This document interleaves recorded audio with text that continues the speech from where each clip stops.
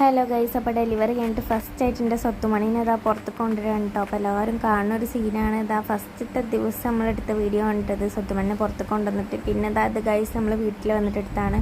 അപ്പോൾ എന്താണ് ഈ വീഡിയോസൊക്കെ വന്നുകൊണ്ടിരിക്കണമെന്നല്ലേ ഗൈസ്, വേറെ ഒന്നും അല്ലട്ടോ, നിൻ്റെ സ്വത്തുമണിക്ക് ഒരു വയസ്സാവാണ് ഗൈസ്. അങ്ങനെ നമ്മൾ കാത്തിരുന്ന് ആ ദിവസം വന്നെത്തിയിട്ട് ഗൈസ്, ഇന്നാണ് എൻ്റെ സ്വത്തുമണിൻ്റെ ബർത്ത്ഡേ. അപ്പോൾ ഇതാ എൻ്റെ സ്വത്തുവിന് ഒരു വയസ്സാവാണ് കേട്ടോ. അപ്പോൾ നമ്മൾ ചെറിയൊരു ഫംഗ്ഷൻ വെച്ചിട്ടുണ്ട്, ഫാമിലിയും പിന്നെ നമ്മളെ കുറച്ച് ഫ്രണ്ട്സും, അങ്ങനെ ചെറിയൊരു ഫംഗ്ഷൻ കേട്ടോ വെച്ചിട്ടുള്ളത്.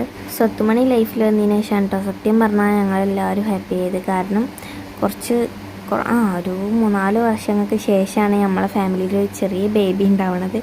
അപ്പോൾ അതിൻ്റെ ഒരു സന്തോഷത്തിലായിരുന്നു എല്ലാവരും ഫാമിലിയിൽ കേട്ടോ. അപ്പോൾ അതിൻ്റെ കുറേ കൊഞ്ചിക്കലൊക്കെ അവനക്ക് കിട്ടിയിട്ടുണ്ട്. അതുകൊണ്ട് തന്നെ അവൻ ഭയങ്കര കൊഞ്ചി കുട്ടിയാണ് കേട്ടോ ഗായ്സ്. അവന് ഭയങ്കര കൊഞ്ചലാണ്. പിന്നെ ഈ ടൈമിലല്ലേ കൊഞ്ചുള്ളൂ, പോലെ അങ്ങോട്ട് കൊഞ്ചട്ടെ, അതല്ലേ അതിൻ്റെ രസം.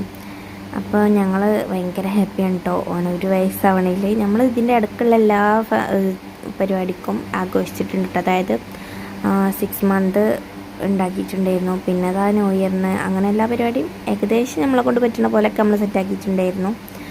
ക്രിസ്മസും ഒക്കെ അടിപൊളിയാക്കിയിട്ടുണ്ടായിരുന്നു കേട്ടോ വന്നതിന് ശേഷം.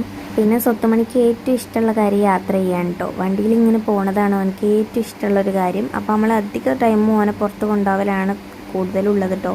അപ്പോൾ ഓനക്കും തന്നെ പുറത്ത് പോകാണ്ടിരിക്കാൻ പറ്റില്ല, അങ്ങനെ ആയിട്ടുണ്ട്.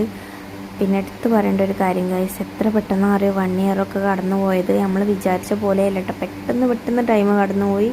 അങ്ങനെ അതാ സ്വത്തുമണിക്ക് ഒരു വയസ്സായി. ഹാപ്പി ബർത്ത്ഡേ സ്വത്തുമണി. അപ്പോൾ എല്ലാവരും എൻ്റെ സ്വത്തുവിന് വിഷ് ചെയ്യണം കേട്ടോ.